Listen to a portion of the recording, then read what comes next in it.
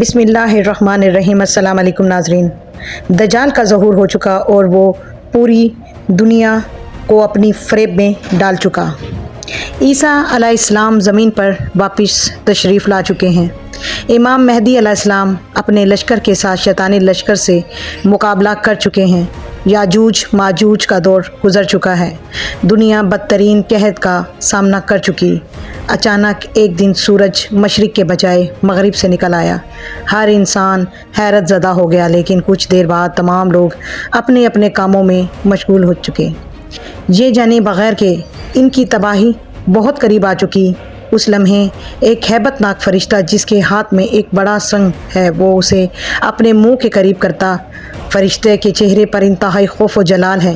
وہ فرشتہ ایک لمبی سانس لیتا اور سور پھونکتا ہے۔ سور کی آواز سے کائنات کی ہر مخلوق کانپ اٹھتی ہے اور اب قیامت کا آغاز ہو چکا ہے۔ اسلام میں فرشتے ارکان ایمان میں شامل ہیں، یعنی ان پر ایمان لائے بغیر مسلمان ہونا ممکن نہیں۔ دوسرے مذاہب میں بھی فرشتوں کا تصور پایا جاتا ہے۔ قدیم تہذیبوں میں بابل وہ تہذیب ہے جن میں فرشتوں کا سب سے قدیم تصور ملتا ہے۔ بابل لوگ فرشتوں کو سوکالی کہا کرتے تھے، جنہیں وہ آسمان کی روحیں اور خدا کے قاصد مانتے ہیں۔ یہودیوں کی ابتدائی صحیفوں، تلمود وغیرہ میں فرشتوں کو ملائکہ کہا گیا ہے۔ توریت میں بھی مختلف فرشتوں کا تذکرہ ملتا ہے جو مختلف کاموں میں معمور کیے گئے ہیں۔ عیسائیت اور انجیل میں انہیں اینجلز کے نام سے پکارا گیا ہے۔ بائبل میں فرشتوں کو خدا اور انسان کے درمیان رابطہ کرنے والی روحانی ہستیوں کے طور پر پیش کیا جاتا ہے۔ البتہ اہل کتاب کے صحیفوں میں اچھے اور برے دونوں طرح کے فرشتوں کا ذکر ملتا ہے جو اسلامی عقائد سے بالکل مختلف ہیں۔ قدیم عرب قبائل کی بات کریں تو وہ بھی اسلام کی آمد سے قبل فرشتوں کے وجود پر یقین رکھتے تھے۔ وہ فرشتوں کو خدا کی بیٹیاں مانتے تھے اور ان کی پوجا کیا کرتے، لیکن اسلام نے ان تمام غلط اور باطل عقائد کی اصلاح کی اور فرشتوں کا صحیح تصور پیش کیا۔ دوسرے ادیان کے مقابلے میں اسلام میں فرشتوں کی اہمیت کئی زیادہ اور مقدس و معتبر ہے۔ قرآن و احادیث میں فرشتوں کے متعلق یہ بتایا گیا کہ فرشتوں کا مسکن آسمان ہے۔ وہ اللہ کے حضور ہر وقت خدمت کے لیے حاضر رہتے ہیں اور ہر وقت اللہ کی حمد و ثنا اور تسبیح کرتے رہتے ہیں۔ فرشتے نہ اللہ کی نافرمانی کرتے ہیں اور نہ ہی ان سے کوئی لغوش یا گناہ سرزد ہوتا ہے۔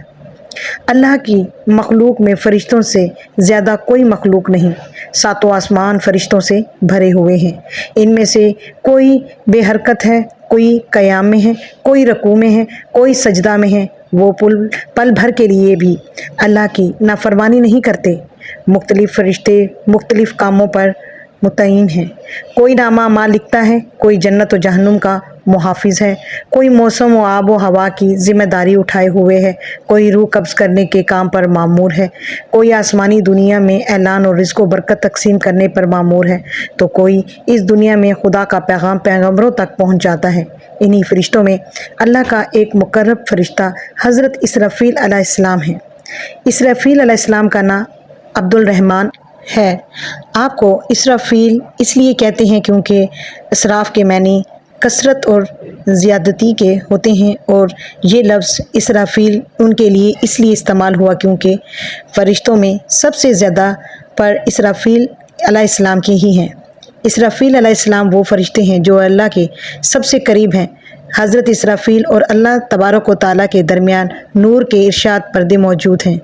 اللہ نے جب آدم علیہ السلام کی تخلیق کی اور فرشتوں کو آدم علیہ السلام کے سامنے سجدے کرنے کا حکم دیا تو فرشتوں میں سب سے پہلے اسرافیل علیہ السلام نے سجدہ کیا، جس کے انعام میں اللہ نے پورے قرآن مجید کو ان کے ماتھے پہ لکھ دیا۔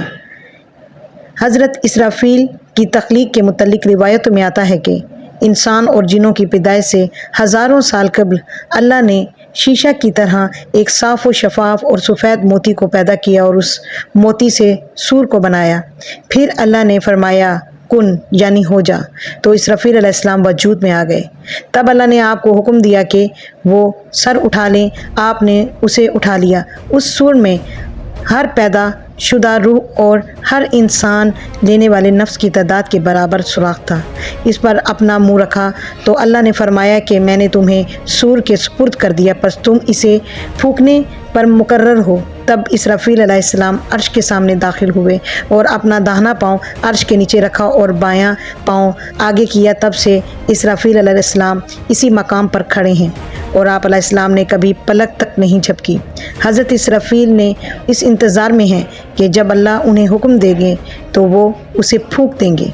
इसराफील अलैहिस्सलाम के कदो कामत और ज़ाहिरी जसामत के मुतल्लिक़ बयान किया जाता है कि उनका एक पर मशरिक़ में और दूसरा मग़रिब में, तीसरा सातवें आसमान में और एक पर से उन्होंने अपने जिस्म को लपेटा रखा है। जब से दोज़ख पैदा की गई तब से इसराफील अलैहिस्सलाम को ना किसी ने हंसते देखा ना मुस्कुराते देखा। बयान किया गया कि इसराफील अलैहिस्सलाम का चेहरा निहायत ही खूबसूरत व हसीन है। अल्लाह ने उनकी सांस से हज़ारों दीगर फ़रिश्तों को पैदा फरमाया। हज़रत इसराफील को मौसीकी का फ़रिश्ता भी कहा जाता है। आप हज़ारों मुख्तलिफ़ ज़ुबानों में खुदा की हम्द व सना करते रहते हैं। आप अलैहिस्सलाम जब तस्बीह कहते हैं तो आसमान का हर फरिश्ता उनकी आवाज़ की कशिश की वजह से उन्हें सुनने के लिए उनकी तरफ मुतवज्जह हो जाता है। इमाम औज़ाई ने कहा कि अल्लाह की मखलूक में इसराफील अलैहिस्सलाम से ज़्यादा खुश आवाज़ कोई नहीं। आप आसमान वालों की मंजिल हैं। आप 12 घड़ी रात में अज़ान देते हैं। उस अज़ान को आसमान और 7 ज़मीन वाले सुनते हैं मगर जिन्नात और इंसान नहीं सुन सकते। एक रिवायत के मुताबिक इसराफील अलैहिस्सलाम हर रोज़ 3 मरतबा जहन्नुम की तरफ देखते हैं जहां वो जहन्नमियों के दर्दनाक अज़ाब का नज़ारा करते हैं। इस अज़ाब को देखकर आपकी आंखों से शदीद डर और गम की वजह से आंसू निकल जाते हैं जिसमें इस दुनिया का तमाम गम छुपा हुआ है।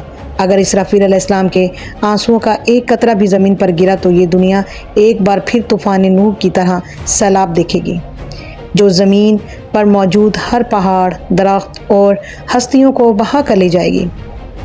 लेकिन अल्लाह के हुक्म से वो आंसू ज़मीन पर नहीं गिरता। इसराफील अलैहिस्सलाम का ज़िक्र इस्लाम के अलावा दुनिया के मुख्तलिफ़ मज़ाहिब में और तहज़ीबों में भी मिलता है। कदीम मिस्र में डोमा नामी फ़रिश्ते की कहानी मशहूर थी और मिस्रियों का मानना था कि डोमा अहले बहिश्त को मौसीकी सुनाता है जिसकी आवाज़ निहायत ही मीठी है। इसराफील अलैहिस्सलाम का सूर फूंकना हिंदू मज़हब में शिवा के इस अमल से भी मिलता है जब जहाँ वो अपना तिबल बजाकर इंसानों को फना करेगा या ज़िंदा करेगा। ईसाईयत और यहूदियत में इसराफील अलैहिस्सलाम को रफ़ाइल कहा गया है जिनका ज़िक्र यूहन्ना के अंजील में फहरिस्त में है। रफ़ाइल खुदा के साथ मुकर्रब फ़रिश्तों में एक है जो खुदा के तख्त की हिफाजत करता है। तूफ़ान नूह के बाद नूह अलैहिस्सलाम को रफ़ाइल ने ही एक सहीफ़ा दिया था जिसे इस्लाम में सोफ़े अवला कहा गया है।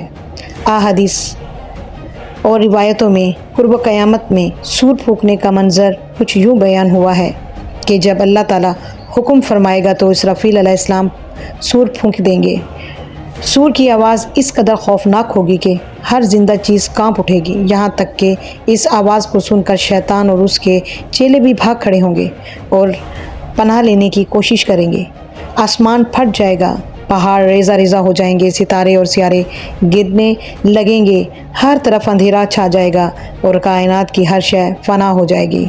यहाँ तक कि ख़ुद इसराफील अलैहिस्सलाम और तमाम फ़रिश्ते भी फ़ना हो जाएंगे और सिर्फ़ अल्लाह की ज़ात बाकी रहेगी। फिर जब अल्लाह तबारक व तआला चाहेगा इसराफील अलैहिस्सलाम को ज़िंदा फरमा देगा।